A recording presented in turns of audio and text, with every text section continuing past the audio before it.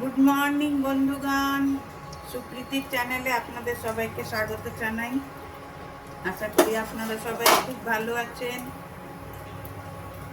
দেখুন, আমি আজকে একটা রান্না করছি, আলু পটলের ডালনা। কড়াইয়ে সর্ষের তেল দিলাম। আলু পটলের তরকারি সাধারণত সর্ষের তেল দিয়েই ভালো হয়। পটলগুলো আগে ভালো করে ভেজে নেব।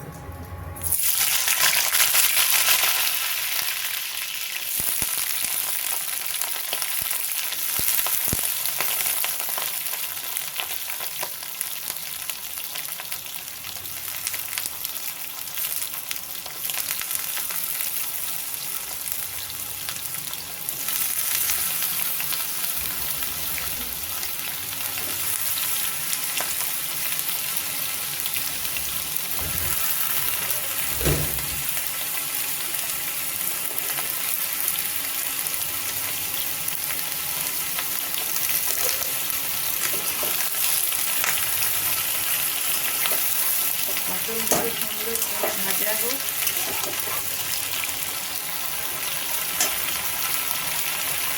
তারপরে আপনাদেরকে দেখাচ্ছি। পটলগুলো ভাজা হতে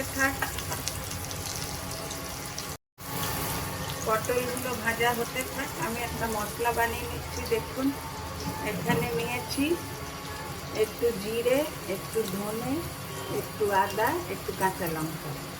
এটা আমি পেস্ট করে নেব। আর এতে একটা টমেটো দিয়ে দেবো। দেখুন, পটলগুলো ভাজা প্রায় হয়ে এসছে, আর একটু হোক। ততক্ষণ এগুলোর একটা স্মুথলি পেস্ট বানিয়ে নেব।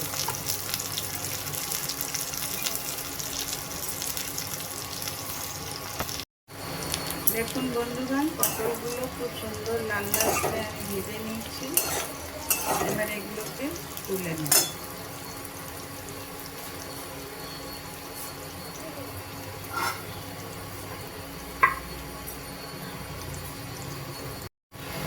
দেখুন বন্ধুগণ, 5 दिन से मेरा गैस में बना रही थी, समझे। দেখুন বন্ধুগণ, পটলগুলো খুব সুন্দর লাল লাল করে ভেজে তুলে রাখলাম।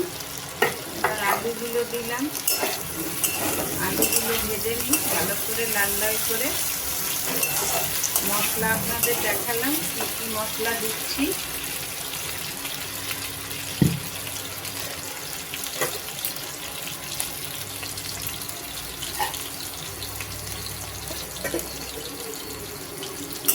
ততক্ষণ লাল লাল করে একটু ভাজা হোক।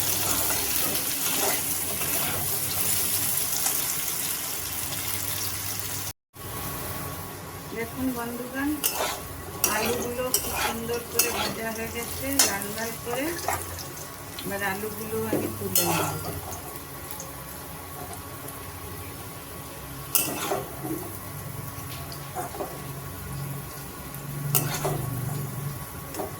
আলু পটল একসঙ্গেও আপনারা ভাজতে পারেন, কিন্তু আমি একসঙ্গে ভাজলাম না। যে পটলগুলোর থেকে না একটু জল জল বেরোয়।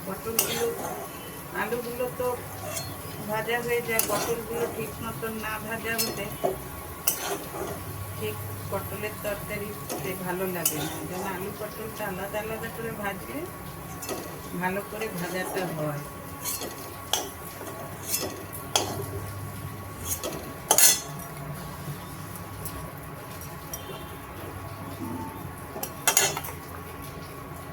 আর একটু কড়াইয়ে তেল দেব, বেশি দেব না, অল্প একটু দেব মশলাটা ভালো করে ভাজবার জন্য। যেহেতু নিরামিষ রান্না,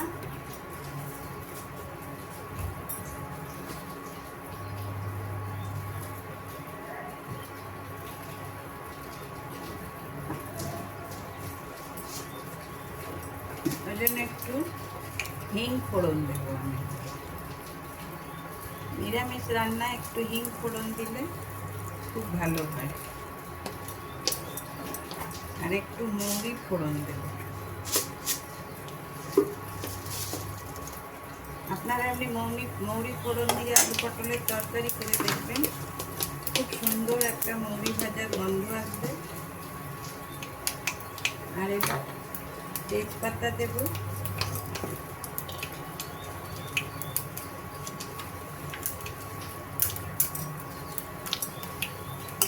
লঙ্কা একটু বেটে দিচ্ছি, আর বেশি লঙ্কা দেব না।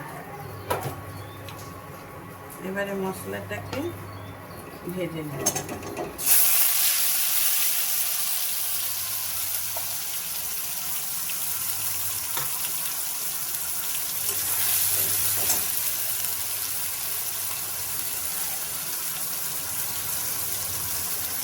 মশলাটাকে সুন্দর করে ভেজে নেব।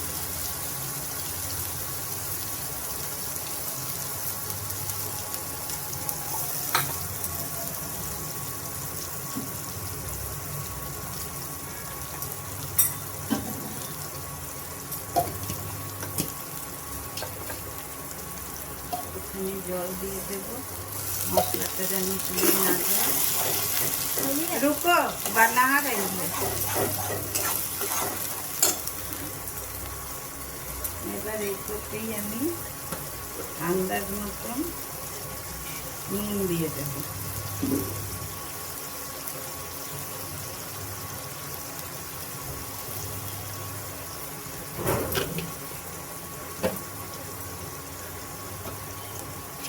একটু হলুদ দেব।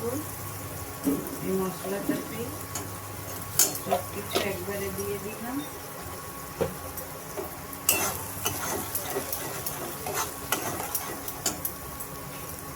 একটু মিষ্টি দেব,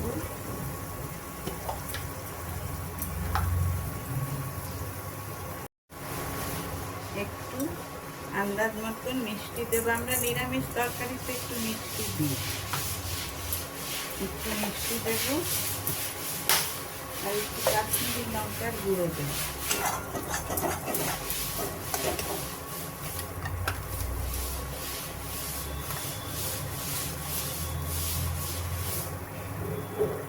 অল্প একটু দেবো, এটাতে তো শুধু রং হবে। আর মশলাটা ধীরে ধীরে কম আছে ভাজা হোক।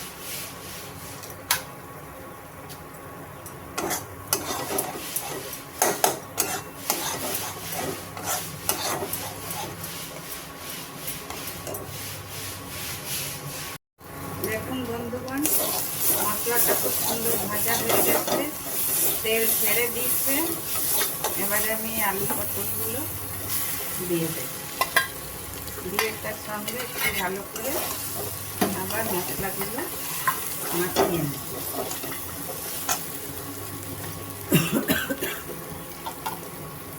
হালকা একটু জল দেব, মশলাটাকে সুন্দর করে আলু পটলের সঙ্গে মাখিয়ে নেব। এটা আলু পটলের সঙ্গে কষানো হোক, তারপরে জল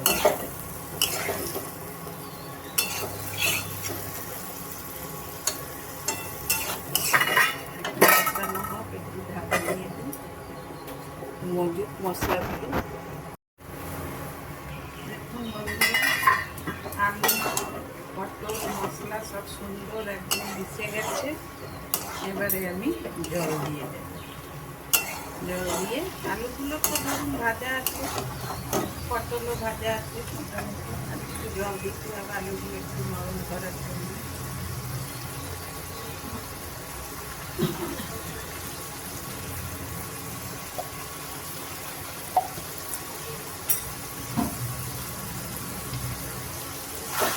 বেশি জল আমি দেবো না, আলু পটলের তরকারি একটু মাখা মাখাই ভালো লাগবে।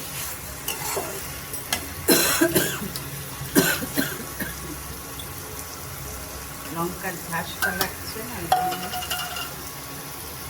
একটু জল দিয়ে দিলাম, আলু সেদ্ধ হয়ে যাক। তারপরে ধনে পাতা আর গরম মশলা দিয়ে দেবো। আমার রান্না কমপ্লিট।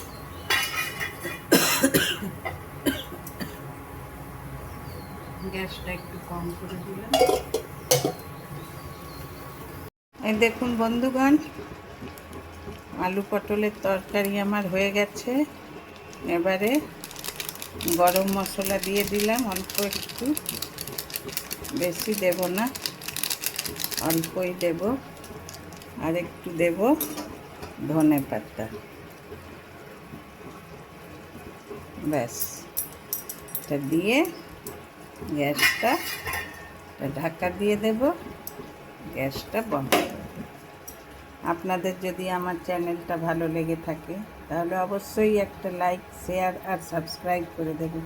কিছু কমেন্ট করবেন, কী ওতে দিলে আরও ভালো হতো, কোনটা না দিলে ভালো হতো, একটু কমেন্ট করে জানাবেন। Thank you, by.